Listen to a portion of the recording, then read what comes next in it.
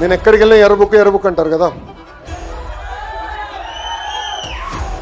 హాయిగా మీరు మీ పని చేయండి అబ్బా. ఎర్రబుక్ దాన్ని పని చేస్తుంది. అంతేగా నేను మర్చిపోయా. ఎంత మర్చిపోతా స్వామి? ఎందుకు మర్చిపోవాలి స్వామి? చంద్రబాబు నాయుడు గారిని 53 రోజులు జైలుకు పంపిస్తే కొడుకుగా నేను మర్చిపోతానా అని అడుగుతున్నాను. నాకు తెలుసు ఆయన పడిన బాధ, ఆవేదన ఇప్పుడు కూడా బాధేస్తాను. ఎందుకంటే ఆ రాజమండ్రి జైల్లో ఎక్కడైతే ఆయన బంధించారో ఆ జైలుని అభివృద్ధి చేసింది చంద్రబాబు నాయుడు గారు. 2 శిలాఫలకాలు ఉన్నాయి ఆ జైలు ముందర, నేను చూసా. బాబు గారు ఎక్కడైతే పెట్టారో అది ఆయన మొదటి టర్మ్ లో చేసింది. 53 రోజులు బంధిస్తే బాధ ఉండదా? బాధ కలగదా? ఎందుకు వదిలి పెడతా స్వామి? మన పని మనం చేద్దాం, ప్రజల దగ్గరికి వెళ్దాం, చేయాల్సింది చేద్దాం.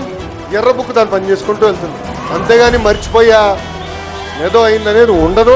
నా జీవితాంతం నేను మర్చిపోయాను. నాకు చాలా క్లారిటీ ఉంది. ఎందుకంటే తప్పు చేసిన ఎవరిని వదిలిపెట్టుకోవచ్చు. అధికారులు అయి ఉండొచ్చు, రాజకీయ నాయకులు అయి ఉండొచ్చు, పోలీస్ ఆఫీసర్లు కూడా అయి ఉండొచ్చు. ఆనాడు చెప్పా, చట్టాన్ని ఉల్లంఘిస్తే మటుకు నేను వదిలిపెట్టాను, కోర్టుకు తీసుకెళ్తాను, కోర్టులో రుజువు చేస్తాను. నేను హెరాస్మెంట్ చేసే వ్యక్తిని కాదు, డైరెక్ట్ గా చేయాల్సింది చేసే వ్యక్తి. వాస్తవాల దగ్గరికి వెళ్ళేది.